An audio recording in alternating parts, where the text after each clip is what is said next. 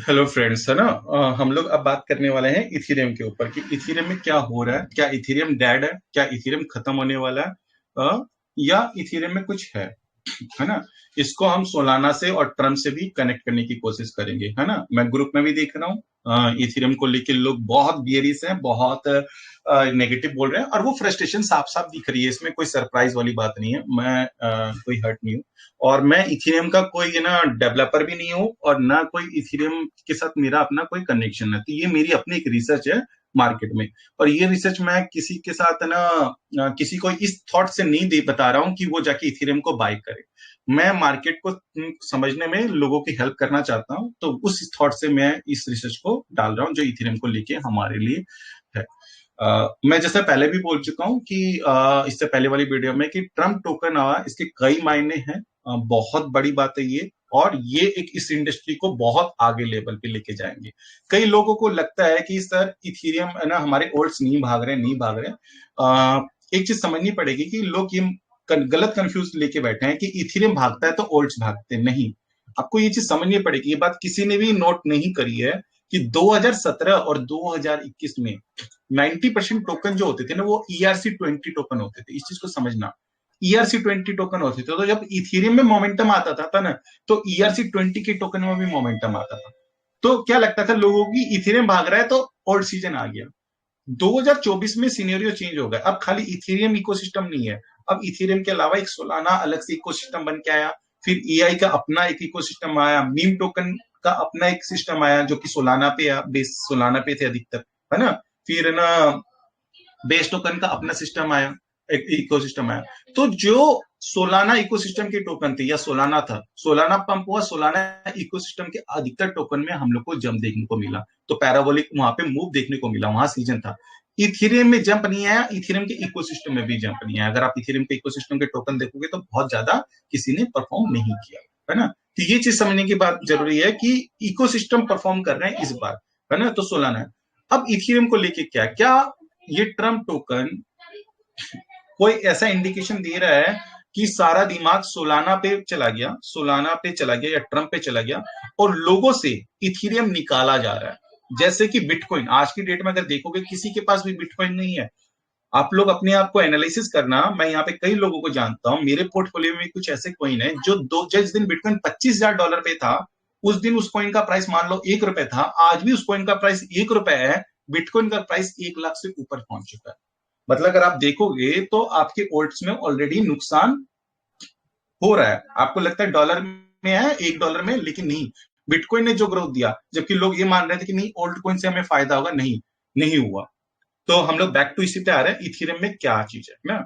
तो क्या ना, आपको सोलाना का या ट्रम्प का लॉलीपॉप पकड़ा के आपसे इथेरियम लेकर ले जा रहा। आप में से अपने आप से पूछो कि कितने लोगों के पास इथेरियम है। मुझे नहीं लगता कि किसी के पास इथेरियम होगा, एक दो जनों को छोड़ने के बाद। मेरे पास तो है, मैं खुद बोलता हूँ, शुरू से बोलता आ रहा हूँ कि मेरे पास अराउंड अराउंड 15 से 20% इथेरियम की होल्डिंग है।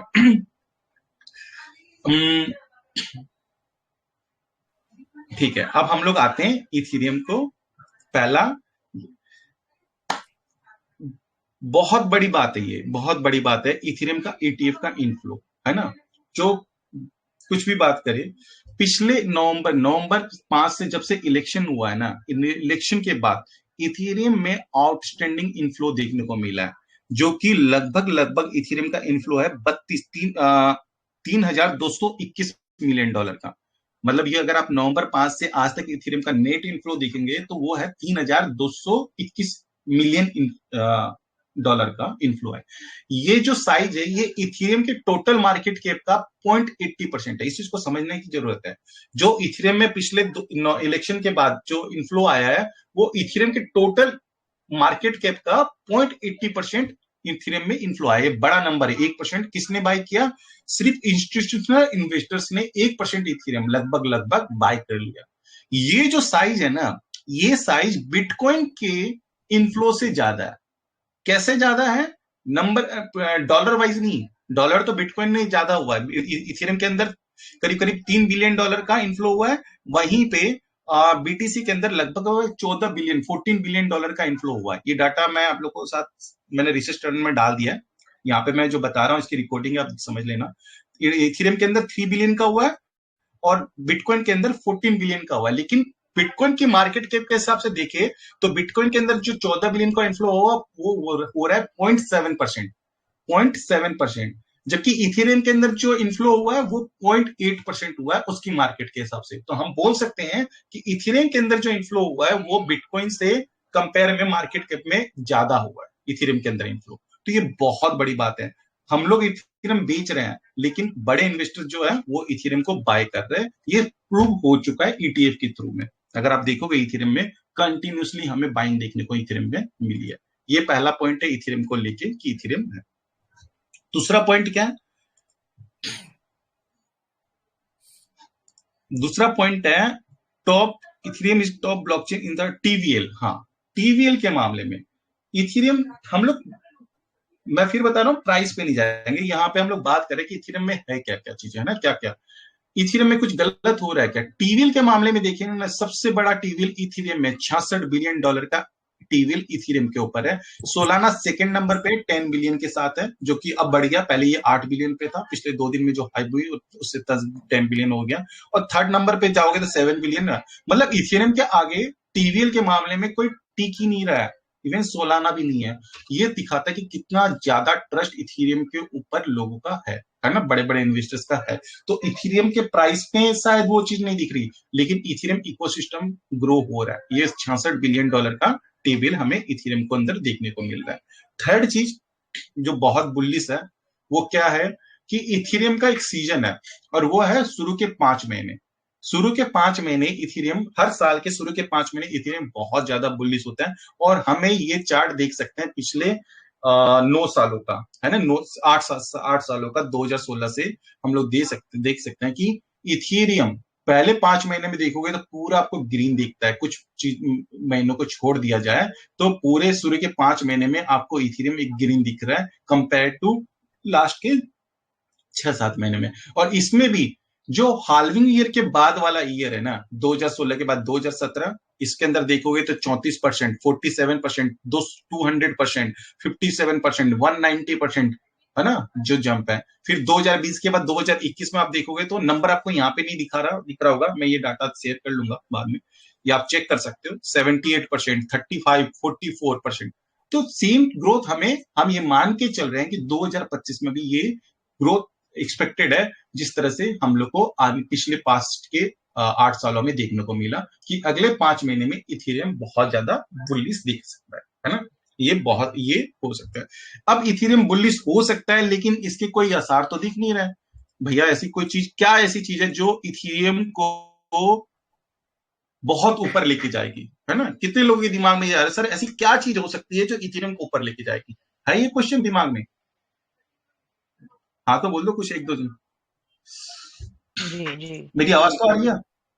Yes sir. सर आज मॉर्निंग में ये क्वेश्चन मेरे पास भी आया कि क्या चीज है इसको ऊपर लेके जाएगा। और दूसरा क्वेश्चन ये आया कि मैं अगर कंपेयर करूं सोलाना से तो मैं क्यों होल्ड करूं इसको इथेरियम को। हाँ, अभी अभी मैं उसी पे रिप्लाई देता हूँ, है ना। उसका इथेरियम ऐसी क्या चीज है जो इथेरियम को आएगा, और उसके लिए मैंने कुछ नहीं किया। मैं गया चैट जीपीटी, ये आप लोगों को दिख नहीं रहा है। एक सेकंड को मैं चैट जीपीटी वाली विंडो दिखाता हूँ। मेरे पास चैट जीपीटी वाली विंडो है क्या? हाँ ठीक है, मिल गई मेरे को, थैंक यू। जहां से मैंने ये कंटेंट उठाया, है ना। और इसमें मैंने क्या डाला, ये, है ना, क्या ऐसी वजह है जिससे इथेरियम आपको ऊपर जाता हुआ दिखेगा। ये डाटा मैं आपको सामने दूंगा। इथेरियम का एक रूल था, कितने जनों को ये पता है? 3B16 रूल के बारे में पता है? 3B16 किसी को पता है? 3B16 रूल क्या है? नहीं पता होगा ना, फिर भी मैं बता देता हूं। और मैं जो बता रहा हूं उसको आप लोग जाके थोड़ा सा ना अच्छे से पढ़ लेना। 3B16 रूल क्या है, चैट जीपीटी के थ्रू भी पढ़ सकते हो। आपको शायद यूट्यूब में, मुझे नहीं पता कितने लोगों ने इसको डिस्कस किया नहीं किया। 3B16 रूल अमेरिका का एक ना रूल है, एसईसी का रूल, और वो डिफाइन करता है कि एक्सचेंज क्या है, व्हाट इज द एक्सचेंज। तो इस रूल की वजह से क्या हुआ था, 2023 में इस रूल के पे बहुत डिस्कशन हुआ था। इस रूल की वजह से क्या हुआ था, अमेरिका के अंदर कोई भी एक्सचेंज लिस्ट नहीं हो पा रहा था, कोई भी प्रोजेक्ट लॉन्च नहीं हो पा रहा था। क्यों? क्योंकि ये जो 3B16 रूल था ना, ये रूल उसको लिस्ट होने में या लॉन्च होने में हेल्प नहीं कर रहा था। वो इसको प्रोजेक्ट्स को सिक्योरिटी डिक्लेयर कर देता था। उसकी वजह से वहां पे अमेरिका में हमने देखा कोई भी एक्सचेंज जल्दी से लिस्ट नहीं हो पाए। हर जगह आपने देखेंगे, कई सारे प्रोजेक्ट्स आप देखोगे तो वो देखोगे कि अमेरिका की में वो ट्रेडेबल नहीं है ना। या एक्सचेंज में भी देखोगे तो वहां पे यूएस जो रीजन है वहां पे नहीं है।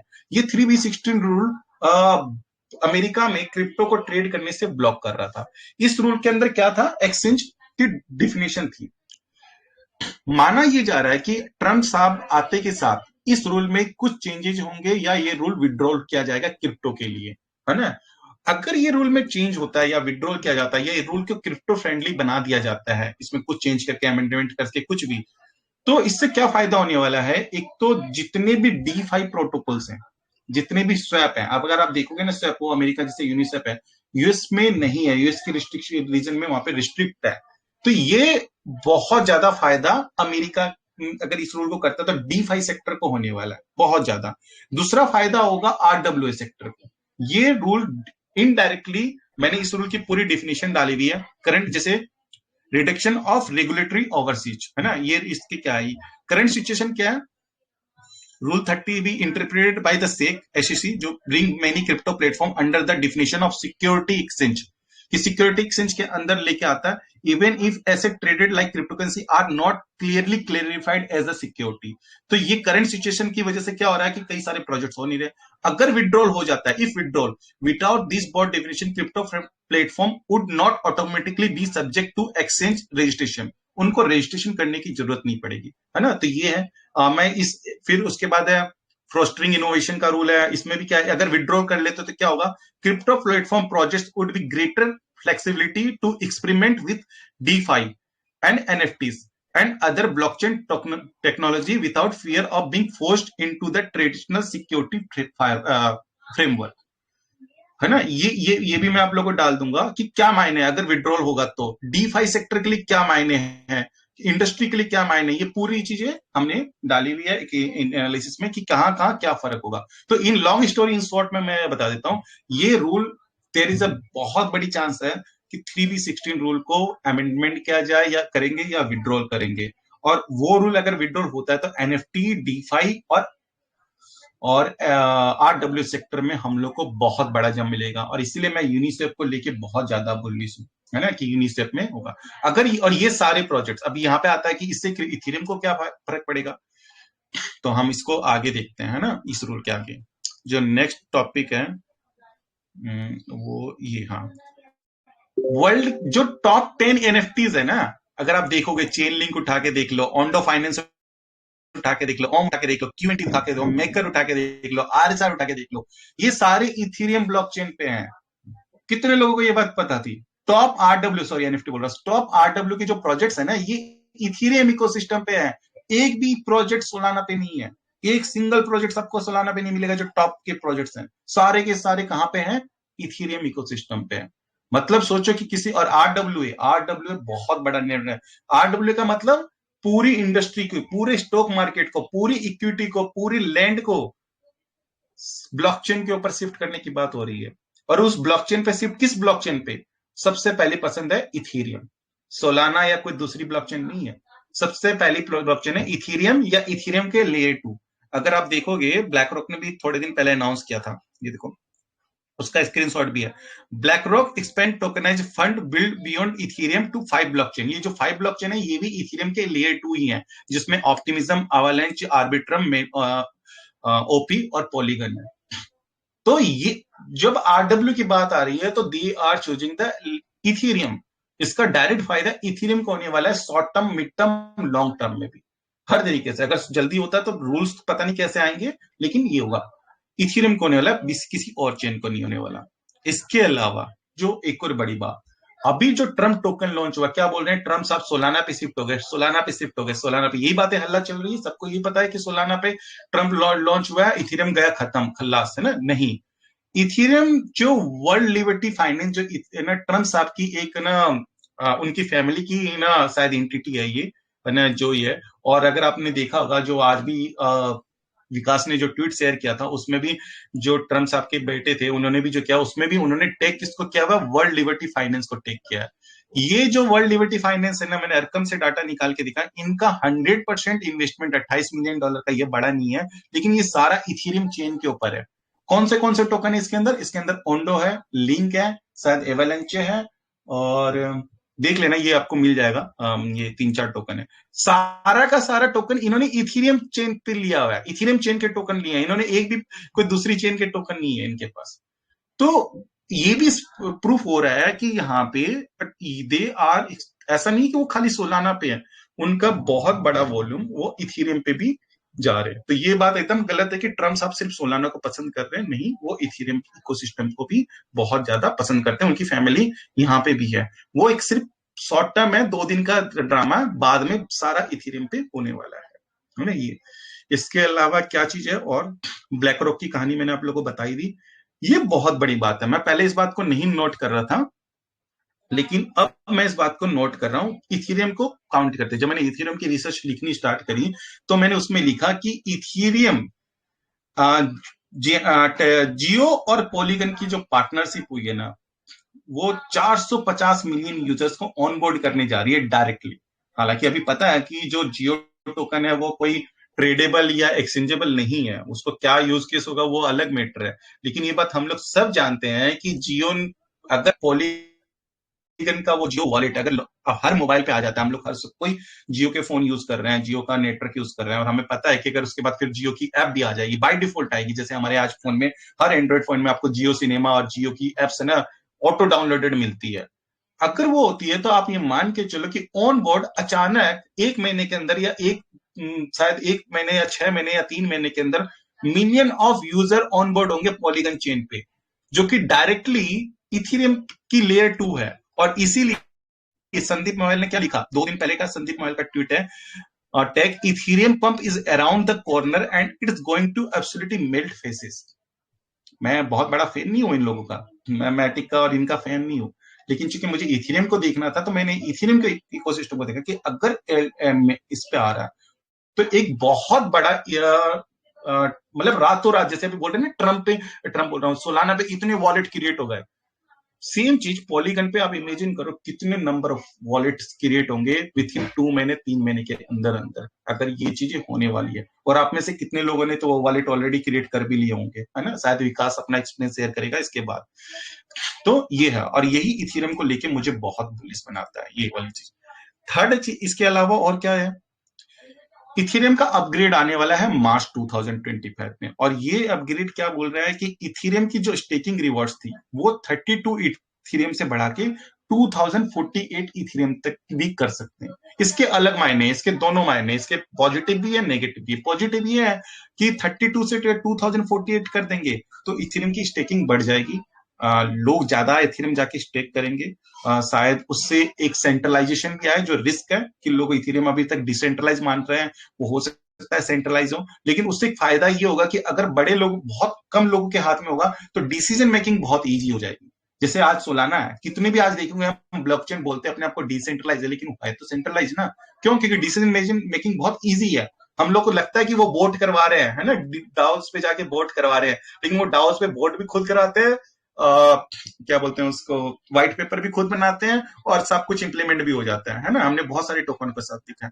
तो वो एक फायदा भी होता है कि इकोसिस्टम को, उसके फायदा होता है कि ग्रो करने में बहुत इजी होता है। नुकसान ये है कि सेंट्रलाइजेशन ज्यादा बढ़ जाती है, वो एक रिस्क इसके अंदर रहता है। लेकिन ये एक इसको मैं बुलिश तरह से देखूंगा अगर एक अपग्रेड आ रहा है मार्च में, और हम लोग का टारगेट भी इथेरियम को लेके मार्च अप्रैल तक का ही है, तो ये एक बड़ा फैक्टर होगा। इसके अलावा ये जो गवर्नमेंट है, ट्रम्प गवर्नमेंट, वो स्टेकिंग से रिलेटेड भी कुछ रूल्स लेके आने वाली है। मैं उसका नाम नहीं जानता, लेकिन वो रूल्स है, क्योंकि शायद अभी स्टेकिंग को लेके वहां पे कुछ प्रॉब्लम है, इश्यूज है, मैं कहीं पढ़ भी रहा था। अगर वो रूल्स आते हैं तो वो इथेरियम को लेके भी बहुत बड़ा होगा। मैं यहाँ पे एक चीज क्लियर कर देना चाहता हूं कि इथेरियम रिटेल का चॉइस नहीं है, इथेरियम है बड़े इन्वेस्टर्स का, बड़े इंस्टीट्यूशनल इन्वेस्टर्स का। क्यों? इथेरियम एक तो आपको 3.5% की यील्ड देता है। मत बोलो कि बॉन्ड का मार्केट कितना बड़ा है, मैं फिर बता रहा हूं, बॉन्ड मार्केट करीब करीब $300 ट्रिलियन का बॉन्ड मार्केट है। इक्विटी मार्केट $115 ट्रिलियन का, इसको समझना। बिटकॉइन $2 ट्रिलियन का मार्केट है सिर्फ, हम लोग ओल्ड कॉइन का मार्केट कैप तो छोड़ ही दो, $300 बिलियन का है ना। हम लोग बिटकॉइन भागते हैं तो हम सोचते हैं हमारे ओल्ड्स भागेंगे, लेकिन बिटकॉइन कब भागेगा? जब इक्विटी भागेगा। मतलब इक्विटी मार्केट $115 ट्रिलियन का जो मार्केट है वो भागेगा, तो बिटकॉइन में उम्मीद है कि 2 ट्रिलियन का बिटकॉइन भागेगा। इक्विटी मार्केट और बॉन्ड के मार्केट में एक कॉन्ट्रा कनेक्शन है कि $300 ट्रिलियन का बॉन्ड मार्केट है। अगर बॉन्ड में यील्ड कम होती है, जो 10 ईयर यील्ड हम देखते हैं, 30 ईयर्स यील्ड देखते हैं, उसमें कम होती है, तो वो पैसा निकल के कहां जाता है? इक्विटी में जाएगा। क्योंकि लोगों को लगे नहीं भैया मैं इक्विटी में ज्यादा पैसा बना सकता हूं, तो मैं बॉन्ड क्यों खरीदूं? बॉन्ड क्यों खरीदते हैं लोग? एक सिक्योर एसेट्स होता है जिसपे आपको 4%, 4.5%, 5% यील्ड इजीली मिलती है, सेफ मिलती है, आपका पैसा कहीं नहीं जाने वाला। वहीं लोगों को जब ये लगता है कि नहीं भैया मेरे इक्विटी में 12 से 15 25% बन सकता है, तो लोग क्या करते हैं? बॉन्ड से पैसा निकाल के, बड़े इन्वेस्टर जो बड़े मनी मार्केट में बैठे हैं, वो वहां से पैसा निकाल के इक्विटी में डालते हैं। जब लगता है और मार्केट में इजी पैसा बन रहा है, तो इक्विटी से निकाल के भी वो क्रिप्टो करेंसी में डालते हैं, लिक्विड एसेट में, अनसिक्योर एसेट क्लास में डालते हैं, जिसमें इथेरियम आ गया, जिसमें बिटकॉइन आ गया, उसमें डालते हैं। ये पूरा इकोसिस्टम इस तरह से चलता है। इसलिए मैं कई बार बोलता हूं कि आपको बॉन्ड का मार्केट समझना बहुत जरूरी है। बिटकॉइन को लेके क्यों लोग ये मान के चल रहे हैं कि बिटकॉइन आने वाले टाइम पे 1 मिलियन नहीं, 30 40-50 मिलियन तक जा सकता है। लोगों का ये मानना है अगर बिटकॉइन एक आपको रेवेन्यू देना स्टार्ट कर देता है, लोगों का ये माइंडसेट में बन जाता है, तो बॉन्ड मार्केट में जो पैसा लगा हुआ है ना, वो बिटकॉइन में शिफ्ट होगा। बॉन्ड मार्केट कितने का है? $300 ट्रिलियन का है, $300 ट्रिलियन का बॉन्ड मार्केट है। बिटकॉइन कितना है? $2 ट्रिलियन है। ब्लैक रॉक ने ऑलरेडी अनाउंस कर दिया कि हर बंदे को, हर बड़े इंस्टीट्यूशन कंपनी को 2% अपने पोर्टफोलियो का बिटकॉइन रखना चाहिए। बिटकॉइन में 10 साल का ग्रोथ भी देखेंगे, 15 साल का, तो वो ग्रोथ बॉन्ड मार्केट से बहुत ज्यादा है।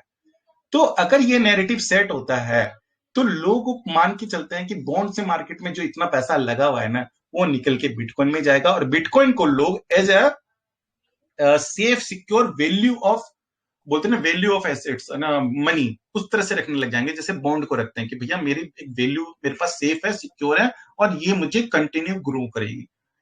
तो वो देख के बिटकॉइन को लोग मान रहे हैं। हम बैक टू इथेरियम में आ रहे हैं, तो इथेरियम का ये मेननेट आने वाला है। इसके अलावा ये एक चार्ट और मैं आप लोगों को सामने शेयर कर रहा हूं। अब हम लोग चार्ट पे आ जाते हैं। वो चार्ट क्या है ना, इथेरियम को लेके। ये इथेरियम का चार्ट नहीं है, ये बेसिकली चार्ट है ओल्ड्स मार्केट का चार्ट। और ये ऊपर हमने दो चार्ट यहाँ पे डाल, एक सेकंड सॉरी, स्क्रीन नहीं दिखाई दे रही होगी। अब स्क्रीन दिखाई दे रही है?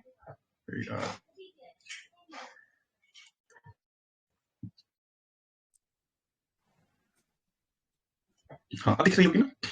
ये ऊपर जो है ये फेयर बैलेंस शीट है, नीचे जो है ये टोटल वर्ल्ड मार्केट का डोमिनेंस है, जो कि अदर से डी का डोमिनेंस है। इस चीज को समझना। ये ऊपर जो बैलेंस शीट है, फेड की बैलेंस शीट, ये आप लोग देख सकते हैं। मैं कई बार इसके बारे में डिस्कस कर चुका हूं, लेकिन शायद मैंने अच्छे से एक्सप्लेन नहीं किया। ये फेड की बैलेंस शीट है, और ये बैलेंस शीट क्या बता रही है कि 2018 से लेके 2019 में फेड ने क्यूटी किया था, क्वांटिटेटिव टाइटनिंग। इसका मतलब होता है कि फेड अपने मनी मार्केट से निकाल रहा है। इसको शॉर्टकट में इजी लैंग्वेज में समझना है तो ये समझ लो, बड़ा समझना है तो बाद में कभी समझाऊंगा। मार्केट से निकाल रहा है, और क्यूई का मतलब होता है मार्केट में मनी डिप्लॉय कर रहा है ना। और उससे हम देखते हैं कि फेड की बैलेंस में सीधे हम लोग को ग्रो देखने को मिलता है। इसका एक रीजन ये भी था कि कोविड था, तो मार्केट में यूएस ने बहुत ज्यादा मनी प्रिंट करके डाला, उससे हम लोग को देखने को मिला कि सीधे मार्केट में मनी इनपुट हुआ। और उसी ड्यूरेशन पे आप देखोगे तो ओल्ड्स मार्केट में हमें कंटिन्यू जंप देखने को मिला था, है ना। अगर आप 2020 के स्टार्टिंग से देखो तो ओल्ड्स का डोमिनेंस बढ़ा था। ये ओल्ड्स का डोमिनेंस का चार्ट है।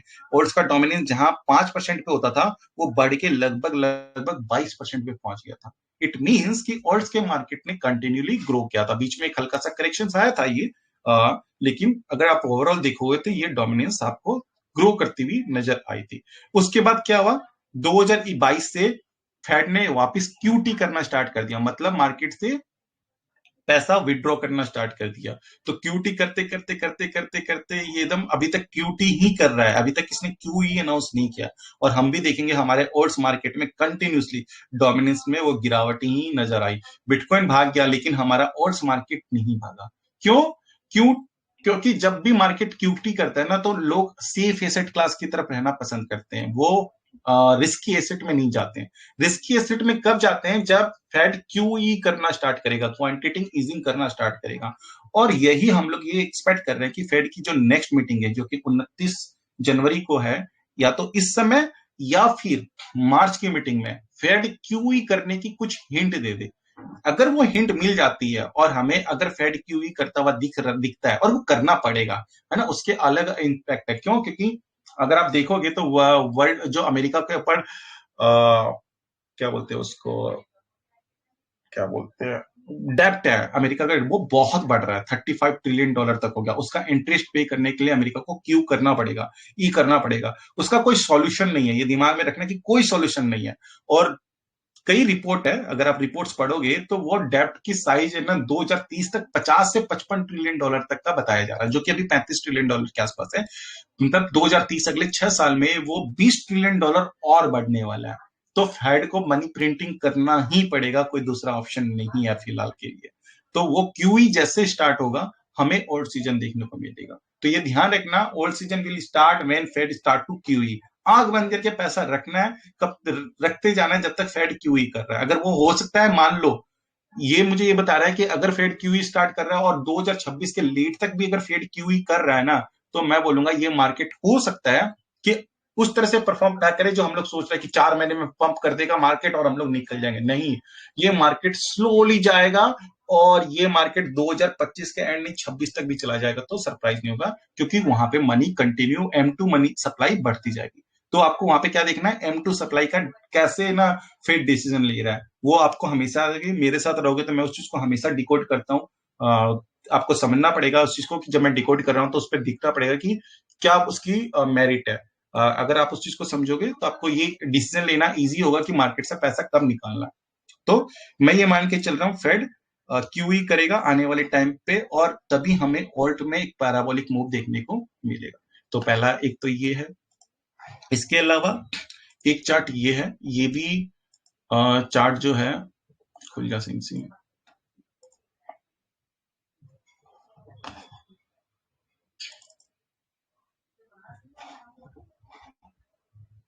ये चार्ट भी है। ये चार्ट मैंने इसलिए शेयर किया क्योंकि इथीरियम बिटकॉइन से कनेक्टेड है। तो बिटकॉइन, ये ऊपर चार्ट है बिटकॉइन का, पिछले 10 सालों का चार्ट है ये बिटकॉइन का, जिसमें हमने बिटकॉइन को दिखाया 2013 में टॉप बनाया, फिर 2017 में टॉप बनाया, फिर 2021 में टॉप बनाया, और अब 2025 में मान के चल रहे कि टॉप बनाएगा, है ना। अभी हमने इसको इस तरह से डिवाइड किया कि 48 महीने का एक साइकिल होता है, जिसमें 37 का पहला होता है और लास्ट के 12 महीने पैराबोलिक होते हैं। फिर हमने इसमें यहाँ पे भी देखा 35 महीने यहाँ पे एक साइडवेज था, फिर 12 महीना पैराबोलिक था। अब भी हम ये 12 महीने की स्टार्टिंग हो चुकी है, 73 के ब्रेकआउट हो चुका है, और हम 12 महीने का पीरियड मानते हैं जो कि अक्टूबर से नवंबर में खत्म हो जाता है। इन तीनों चीज में के नीचे हमने ये जो चार्ट डाला, ये क्या चीज का चार्ट है? ये M2 मनी की सप्लाई का, ग्लोबल M2 सप्लाई। जो ग्लोबल M2 मनी है ना, खाली फेड की तरफ से नहीं, ग्लोबल, उसका चार्ट है। ये बता रहा है कि बिटकॉइन में जो पंप आता है उसमें बहुत बड़ा रोल ग्लोबल M2 सप्लाई में इंक्रीज होना भी होता है, कि M2 सप्लाई बढ़ रही है। यहाँ पे अगर आप देखोगे कि M2 सप्लाई कंटिन्यू यहाँ पे बढ़ी, मार्केट में बड़ा सारा पंप आया बिटकॉइन में, तगड़ा वाला पंप, है ना। M2 सप्लाई में डिक्रीज हुआ, मार्केट धड़ाम से नीचे गिर गया। फिर 2020 में हमने देखा ग्लोबल M2 सप्लाई फिर अचानक बढ़ी, बिटकॉइन में फिर पंप आया। फिर उसके बाद M2 सप्लाई मार्केट से विड्रॉ हुई, खत्म हुई, बिटकॉइन में डंप आ गया। अब हमें लगता है फिर से यहाँ पे M2 सप्लाई फिर से इंक्रीज होगी ग्लोबली, है ना। अगर आप देखोगे तो ग्लोबल M2 सप्लाई मार्केट में, अगर अलग अलग इकोनॉमी को पढ़ोगे तो आपको लगेगा, जैसे चाइना ने अनाउंस किया कि वो they are going to market में लिक्विडिटी इंसर्ट करने वाले हैं, है ना। इंडिया की हालत ऑलरेडी खराब हो चुकी है, जीडीपी की हालत खराब हो चुकी है इंडिया में। I don't know what are they are going to do, but India में हो चुकी है। चाइना करने वाला है, क्या फेड भी लिक्विडिटी इंसेक्ट करेगा, क्या यूरोपियन करेगा, वो सारा। अगर ये लिक्विडिटी मार्केट में ग्रो होगी, जो कि लगता है कि आने इस टाइम पे ग्रो होगी, तो हमें एक पैराबोलिक मूव देखने को मिलेगा। ये बहुत इंपॉर्टेंट है। अगर ये लिक्विडिटी ग्रो नहीं होती है ना, आप कितना भी चार्ट मान के चल लो, टीए कर लो, एफए कर लो, ये कर लो, वो कर लो, नहीं होगा। क्योंकि एट द एंड पैसा ही, लिक्विडिटी ही वो चीज है जो मार्केट को पंप करती है। अगर मार्केट में लिक्विडिटी नहीं है तो रिस्की एसेट पंप नहीं होंगे, सेफ एसेट फिर भी चल जाएंगे। जैसे अगर आप देखोगे अमेरिका के अंदर टॉप 7 के एसेट्स कंटिन्यू भाग रहे हैं। रसल 2000 में बहुत बड़ा जंप नहीं है। रसल जो बाकी के 2000 इक्विटी है वो नीचे गिरे हुए पड़े हुए हैं। सेम इंडिया की हालत है, हर जगह आप देखोगे तो वही है। ओल्ड क्रिप्टो की भी वही हालत है। बिटकॉइन भाग गया ऊपर, लेकिन नीचे ओल्ड बाकी के जो ओल्ड्स है वो नीचे पड़े हैं। उसके लिए क्या चाहिए? मार्केट में लिक्विडिटी इंजेक्शन का जरूरत है, जिससे रिस्की एसेट में मोमेंटम आएगा। तो यहाँ पे अगर वो भागेगा तो मैं मान के चलता हूं ये भागेगा, उसकी वजह से बिटकॉइन में तो जंप आ ही रहा है। रिस्की एसेट में चाहे वो इथेरियम हो और बाकी के ओल्ड्स कॉइन में मोमेंटम आएगा। ये डाटा हम लोग को देखना पड़ेगा कंटिन्यूसली कि कब हो रहा है, तो हम लोग उस हिसाब से इजीली अपने माइंड को डेवलप कर सकेंगे। हाँ, अब हमारा ओल्ड सीजन आ रहा है। इसके अलावा क्या है, लास्ट और नॉट लिस्ट, अब आ रहे हैं हम लोग इथेरियम के चार्ट को। इथेरियम बीटीसी का चार्ट मैंने यहाँ पे लिया है। इथेरियम का बीटीसी का चार्ट मैं पहले भी एक्सप्लेन कर चुका हूं, दोबारा लंबा टाइम नहीं लूंगा। दिसंबर 2016, दिसंबर 2020, दिसंबर 2024 में ये अपना बॉटम बनाया। तीनों साइकिल में, हालविन साइकिल में दिसंबर के महीने में बॉटम बनाता है ये। अभी आज भी देखूंगा तो मैं बॉटम फिर बन गया जनवरी में, तो ये यहाँ पे जनवरी में बन गया। और उसके बाद पैराबोलिक मूव दिखती है बीटीसी पेयर में। ये देखो, मतलब कब से स्टार्ट हुई यहाँ पे करीब करीब फरवरी मार्च में स्टार्ट हुई और ये आगे तक चली, है ना। ये पैराबोलिक मूव सीधे कोई सोच ही नहीं पाया होगा, है ना। हालांकि दिस अर्ली टाइम 2017 एकदम अर्ली था, पता नहीं 2020 में क्या हुआ। दिसंबर में बॉटम बनाया, पैराबोलिक मूव फिर निकला, फिर गियर करेक्शन हुआ। $1800 था यहाँ पे जब दिसंबर में था, तो मुझे याद है बिटथीरियम का प्राइस $300 के आसपास था। यहां आया, देखो कोई चेंज नहीं, यहाँ पे $1800 पे पहुंच गया, है ना। और यहां से यहां आते आते ये $4200 पे पहुंच गया। ये देख रहे हो ये मूव, ये सिंपल स्ट्रेट लाइन है। मतलब जो आज हम लोग चिल्ला रहे हैं कि इथेरियम डेड गो, ये वो हेन तेन, यहाँ पे भी लोग ऐसे ही चिल्ला रहे इथेरियम खत्म, खल्लास खत्म हो गया, बिटकॉइन भाग रहा है, इथेरियम गिर गया। हुआ क्या ये? और ये मार्केट करता है। एक्सआरपी के साथ क्या हुआ? क्यों भूल रहे हैं? एक्सआरपी में $0.5 पे खत्म। एक्सआरपी कितने लोगों के पास एक्सआरपी था? सच सच बताना। नहीं था। जिन लोगों ने 5 साल से इथेरियम एक्सआरपी को होल्ड किया था ना, मैं उन लोगों को भी जानता हूं, और वो सब भी मीम टोकन लेके बैठ गए। बोले सर एक्सआरपी में तो मोमेंटम ही नहीं आ रहा, हम ले गए। और हमने भी एक्सआरपी का जो हमारा होल्डिंग था, वो 2021 की होल्डिंग थी मेरे पास एक्सआरपी की। हमारे पास कोई नई एक्सआरपी हमने बाइंग नहीं करी थी। आज भी मेरे पास जो एक्सआरपी की होल्डिंग है वो 2021 की है। उसमें से हमने 50% अभी बेच दिया था, $3 के आसपास हमने बेच दिया था। अभी 50% होल्डिंग है, वो भी मैं बेचने की सोच रहा हूँ। एक्सआरपी मेरे पास, मैं रखने की मूड में नहीं हूँ, एक्सआरपी को बेचने की सोच रहा हूँ। लेकिन मार्केट कैसे काम किया? किसी ने सोचा था एक्सआरपी इस तरह से भाग जाएगा, लेकिन वो भाग गया। तो सेम चीज है, आपको फोमो बाइंग नहीं करनी है। आप कई लोग होंगे जो अभी एक्सआरपी को टारगेट देंगे, जिसे मैं एक्सआरपी का चार्ट खोल लूं तो क्या बोलेंगे कि एक्सआरपी को सर अब बाय कर ले क्या, है ना। यहाँ पे एक्सआरपी तो $10 जाएगा, क्योंकि आपको सामने मिलेगा कि एक्सआरपी $10 जा सकता है, डेफिनेटली जा सकता है। बट आपने यहां बाय नहीं किया, तो यहां पे आके एक्सआरपी को क्यों बाय कर रहे हो? अगर बाय करना है तो यहाँ पे तो इथेरियम है, अभी यहाँ पे एक्सआरपी नहीं है। ये मार्केट के डिसिप्लिन बोलती है कि आप यहाँ पे क्यों बाय कर रहे हो। और इथेरियम, हम लोग को रिस्क कब होता है यहाँ पे? जैसे कि नहीं यार सर इथेरियम में तो मोमेंटम नहीं आ रहा है, इथेरियम खत्म होने वाला है, इथेरियम और गिरेगा। अगर ये मायना है तब इथेरियम को बाय नहीं करना। लेकिन जो मैंने आप लोगों को 10 से 15 पॉइंट बताए हैं, वो सारे पॉइंट को अगर आप इंडिविजुअली जाके पढ़ोगे और समझोगे, चेक करोगे ना, आपको लगेगा इथेरियम कहीं जाने वाला नहीं है। इथेरियम खाली टाइम ले रहा है। हो सकता है वो यहाँ पे, या हो सकता है, मैं ये भी नहीं जानता कि इथेरियम में शायद इस साल मोमेंटम आए या ना आए। लेकिन इथेरियम वो एसेट क्लास है जो मैं बहुत ज्यादा मानता हूं कि आने वाले टाइम में बिटकॉइन के बाद, या क्योंकि बिटकॉइन का अलग एक लेवल में स्टार्ट हो चुका है, Ethereum is the not only a project, it's a internet. मैं पहले भी बोल चुका हूं, इथेरियम इंटरनेट है पूरे क्रिप्टो का, वो एक प्रोजेक्ट नहीं है। जो L2s है ना, उस L2s की पावर को समझ नहीं रहे हैं हम लोग कोई भी, कि वो L2s जो है अभी लड़ाई कर रहे हैं आपस में, और इसमें से आधे L2s बंद होंगे, मैं जानता हूं। आधे क्या, 80% L2s खत्म होने वाले हैं, डेड होने वाले हैं L2s में। लेकिन जो L2s बच जाएंगे ना, लेयर 2 के प्रोजेक्ट, वो और इथेरियम का जो कॉम्बिनेशन बन के आएगा ना, वो इथेरियम को एक ऐसे लेवल पे लेके जाएगा ना, जिसकी हम लोग इमेजिन भी नहीं कर सकते। क्यों? पूरा वर्ल्ड, बिडेन साहब ने जो कर दिया ना, पूरा वर्ल्ड ब्लॉकचेन पे शिफ्ट होने वाला है। और ब्लॉकचेन का दूसरा नाम इथेरियम है, सोलाना नहीं है। ये प्रूव हो चुका है, चाहे वो टीवीएल के थ्रू से देख लो, चाहे वो आप बड़े प्रोजेक्ट देख लो। आज यूएसडीटी और यूएसडीसी जो मिंट हो रहे हैं, वो कहां हो रहे हैं? वो इथेरियम चेन पे हो रहे हैं। सबसे ज्यादा वॉल्यूम कहां पे? इथेरियम चेन पे है, ना कि किसी दूसरी चेन पे है। कितने लोगों को पता है कि सोलाना चेन पे या कौन सा और दूसरी चेन पे ना यूएसडीटी लॉन्च हो रहे हैं या यूएसडीसी लॉन्च हो रहे हैं? नहीं, सारे इथेरियम चेन पे है। तो इथेरियम खत्म नहीं होने वाला। हाँ, इथेरियम में कुछ चीजें हैं जो प्राइस को करें, और हो सकता है, हमें क्या पता कि बड़े लोग मिलकर यहाँ पे इथेरियम के प्राइस को यहाँ पे कर रहे हैं और आपको ट्रम्प का लॉलीपॉप पकड़ा रहे हैं ताकि आप अपने इथेरियम बेच के सोलाना खरीदो, सोलाना बेच के मीम टोकन खरीदो। और जब ये इथेरियम को पंप मारेंगे तो फिर वही क्वेश्चन उठेगा, सर हमारे पास तो इथेरियम है ही नहीं। लेकिन मैं ये मानता हूं इसमें भी कि इथेरियम भागेगा तो हमारे ईआरसी टोकन 20 टोकन बढ़ेंगे।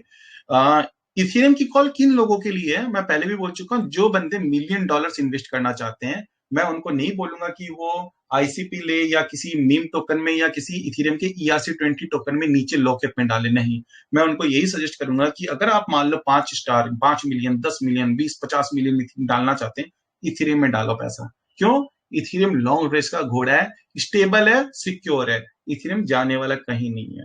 तो इथेरियम इंटरनेट बनने वाला है। आज हमें नहीं पता, 20-15 साल बाद हम देखेंगे तो हमें लगेगा यार इथेरियम 3000 पे मिल रहा था और हमने नहीं लिया, है ना? तो this is going to happen. Ethereum, अगर आप ये सोच के देखो कि बड़े सारे जितनी बड़ी कंपनियां, चाहे वो गूगल हो, चाहे वो मेटा हो, सारा अगर इथेरियम का डेप्थ यूज करना स्टार्ट कर दे आने वाले टाइम पे, तो और वो होगा, क्योंकि इथेरियम ने जो इकोसिस्टम बना रहे हैं ना L2s, वो इथेरियम को मजबूती है। सोलाना नहीं संभाल पाएगा, कितना भी वो अभी है, लेकिन जैसे उसमें वॉल्यूम आएगा सोलाना नहीं संभाल पाएगा। आपको लेयर्स बनानी ही पड़ेगी ब्लॉकचेन के अंदर। जो ब्लॉकचेन, मैंने कई ब्लॉकचेन के डेवलपर से बात की तो मुझे उनकी वर्डिंग समझ में आई, वही मैं आपको डिकोड कर रहा हूँ। मैं कोई ब्लॉकचेन एक्सपर्ट नहीं हूँ, ये चीज ध्यान रखना। मैं कॉमर्स बैकग्राउंड से हूँ, लेकिन मैंने जो समझा सोलाना और इथेरियम में कंपेयर करने पे, कि सोलाना आज ठीक है, लेकिन सोलाना बड़ा बन गया तो वो इथेरियम को वो हैंडल नहीं कर पाएगा जो आज इथेरियम L2s के माध्यम से हैंडल कर रहा है। जैसे एग्जांपल के लिए जियो ने इथेरियम पे अपना नहीं लॉन्च किया है, उसने पॉलीगॉन पे लॉन्च किया है ना? तो लेकिन है कौन? सब कोई इथेरियम के ऊपर ही है, इथेरियम की लेयर टूल्स है, तो ये इनडायरेक्टली इथेरियम को फायदा होगा लॉन्ग टर्म। तो ये इथेरियम को लेके मेरे इनपुट्स हैं। लॉन्ग स्टोरी शॉर्ट, कहीं पे भी किसी को फॉलो करने की जरूरत नहीं है, या ये नहीं कि मैंने बोल दिया तो ये आपको इथेरियम ही बाय करना है। नहीं, इथेरियम बढ़ेगा तो बाकी के कॉइन बढ़ेंगे और वो इथेरियम से ज्यादा पैसा बना के देंगे, ये बात भी सच है। इथेरियम सिर्फ उनके लिए है जो लंबा सोच रहे हैं। और इथेरियम है क्या, उसको मेरे को यहाँ पे बताना था कि इथेरियम, इसमें किसी का क्वेश्चन है तो मैं 1 मिनट लूंगा, वो मुझे बता सकता है। इसके बाद फिर हम लोग बीटीसी के चार्ट पे आ जाएंगे। सर इथेरियम के बारे में कभी डाउट था ही नहीं। मतलब हम लोग ये कहते हैं ना, अगर बीटीसी अगर बात है तो इथेरियम माँ है, इस तरीके से बात है कि आज भी 90% प्रोजेक्ट इथेरियम ही प्रेफर करते हैं लॉन्च करने के लिए। सोलाना का और इथेरियम में बस ये फर्क है कि सोलाना न्यूबीज को ऑनबोर्ड करने के लिए आसान है, बट ये अगर लोग सोच रहे हैं कि इथेरियम खत्म हो जाएगा, ये तो बात कभी बनने नहीं वाली। टीवीएल, आपने टीवीएल तो ऑलरेडी बता ही चुके हो। बाकी सब चीजों के बारे में मतलब जितने भी आप नए प्रोजेक्ट कितने भी देख लो, आरडब्ल्यू के कितने भी अच्छे प्रोजेक्ट आ जाए या फिर कोई भी प्रोजेक्ट, तो वो मोस्टली प्रेफर करते हैं ERC-20 जाना प्रेफर करते हैं। रीजन बीइंग लिक्विडिटी और इजी टू, मतलब डेवलपर्स के लिए आसान है, क्योंकि डेवलपर्स की बहुत बड़ी फौज है ERC-20 पे, जो बाकी चेंज पे नहीं है। Right right right. तो 2 बजे आई थिंक है ना, हाँ हम लोग इस पे भी आ रहे हैं, लेकिन अभी की अपडेट ये है कि ट्रम्प आपके टोकन ने $51 टच कर लिया है। आई थिंक बाइनेंस पे लिस्टिंग हो गई है और 2 बजे होने वाली थी। मेरे ख्याल से बाइनेंस पे लिस्टिंग हो गई है क्या इसकी? हाँ, हो गई है। और बाइनेंस पे लिस्टिंग होते $51 आ गया है और ये $55 हिट हुआ है बाइनेंस पे अभी भी। और अगले 15 मिनट में मैं 1 मिनट का चार्ट खोलता हूँ, तो ये शुरू की वॉलिडिटी है ना? तो खैर ये बात है। तो इथेरियम को लेके ये था। अब मैं बीटीसी को लेके आ जाता हूँ और फटाफट कवर कर देता हूँ। बीटीसी के चार्ट में मुझे क्या देखने को नजर आ रहा है। बीटीसी का चार्ट सिंपल सा है, हम लोग को पहले भी मैं बोल चुका हूँ। बीटीसी के चार्ट में ये चार्ट है, इस चार्ट में अगर देखोगे तो ये 6 महीने का पीरियड था। मार्केट ने यहाँ पे बड़ा कंसोलिडेशन किया है, ये बहुत बड़ा कंसोलिडेशन है। हम लोग इसको डिकोड नहीं कर पा रहे हैं, मतलब मैं नहीं डिकोड पा रहा हूँ, मैं तो कर पा रहा हूँ, लोग नहीं समझ पा रहे हैं। मैं देखता हूँ जो लोग बोलते हैं कि मार्केट गिर जाएगा, इतना बड़ा कंसोलिडेशन होने के बाद मार्केट यहाँ नहीं गिरने वाला। और हम लोग को यही देखने को मिला। यहाँ पे एक ट्राइंगल बनता हुआ नजर आया, जो ट्राइंगल में ये वीक बनी। ये वीक की बात मैं पहले भी कर चुका हूँ कि अगले जनवरी 2024 में भी इसी तरह की वीक बनी थी और उसके बाद मार्केट भाग गया था। यहाँ पे भी वीक बनी, स्टॉप लॉस सूट हुए, लोगों ने सोचा था नहीं था 90 से नीचे आएगा, 89 तक आया और ये वापस ऊपर आ गया। ब्रेकआउट देखने को मिल चुका है, सक्सेसफुल ब्रेकआउट हो चुका है। It's matter of time. सीधे सीधे 2 जनवरी महीने में जो मैं सोच रहा हूँ कि 1,10,000 से 1,20,000 तक ये जाता हुआ मुझे नजर आ रहा है। 1,20,000 जनवरी के महीने में। क्या ये नीचे नहीं जा सकता? आई डोंट नो कल मार्केट क्या रिएक्शन लेगा ट्रम्प के इनॉग्रेशन को। मुझे नहीं पता एक हफ्ते में क्या न्यूज आने वाली है, मार्केट वोलेटाइल होगा। कुछ अच्छी न्यूज नहीं आई, पता चला कि ट्रम्प साहब ने सारा, जिसके चांसेस बहुत कम है कि सब है ना सिर्फ झूठे वादे थे, खोखले वादे थे, तो ये मार्केट हल्का सा करेक्शन भी दे देगा। ये एक मार्केट का मूड होता है, करेक्शन भी दे देगा, तो ये वापस ऐसे नीचे आ सकता है, लेकिन मुझे इसके चांसेस बहुत कम नजर आ रहे हैं। मुझे लगता है कि वॉलिडिटी के साथ ये मार्केट बिटकॉइन सीधा ट्रम्प की न्यूज के साथ 1,10 से लेके 1,20 में कहीं पे भी जनवरी में हम लोग को दिख सकता है। लंबी स्टोरी यही है, मैं इस मार्केट को 1.5 लाख तक देख रहा हूँ अगले 5 महीने में बिटकॉइन के मार्केट में, क्योंकि ये ब्रेकआउट हो चुका है। ये ब्रेकआउट हम लोग को आज यहाँ पे लग रहा है, जिस तरह से यहाँ पे कैंडल बनी है, ये अगर आप ये देखोगे कि 73 के बाद कैसे कैंडल बनती हुई नजर आई ना 1 लाख तक, ये चीजें सीधे मुझे 1.5 लाख तक जाती हुई नजर आ रही है। 1.5 लाख 1,60 भी हो सकता है, 1,40 भी हो सकता है। और ट्रम्प साहब का अगर ये ऐसा ही है जो कि लग रहा है कि सेम है, तो मैं 1 महीने में, शायद अगले 1 महीने बाद मैं बिटकॉइन के प्राइस को रिवाइज कर दूं, जो कि बिटकॉइन का टारगेट 2 लाख से लेके 3 लाख से लेके $5 लाख तक हो सकता है टिल 2026। 25 नहीं, 2026 तक ये टारगेट बढ़ सकता है। मैं ये देखना चाहूंगा। इसके 2 एस्पेक्ट है मेरे। पहला, अगला 1 महीना कैसा होता है, ट्रम्प साहब क्या क्या चीजें अनाउंसमेंट पॉलिसी लेके आते हैं, क्या रेगुलेशन लेके आते हैं, किस फेवर में लेके आते हैं, वो हम लोग को देखना है। दूसरी चीज देखनी है कि फेडरल रिजर्व क्यूई कैसे स्टार्ट कर रहा है, क्यूई कैसे स्टार्ट करेगा, M2 मनी की प्रिंटिंग कैसे स्टार्ट होगी, वो कहां तक चलेगी, वो है। अगर वो मान लो स्टार्ट होती है लेट जून जुलाई में स्टार्ट होती है M2, या फिर मार्च अप्रैल में स्टार्ट होती है और वो 2026 तक जाती है, तो देयर इज अ चांस कि हमारा पूरे का पूरा मार्केट ही शिफ्ट हो जाए।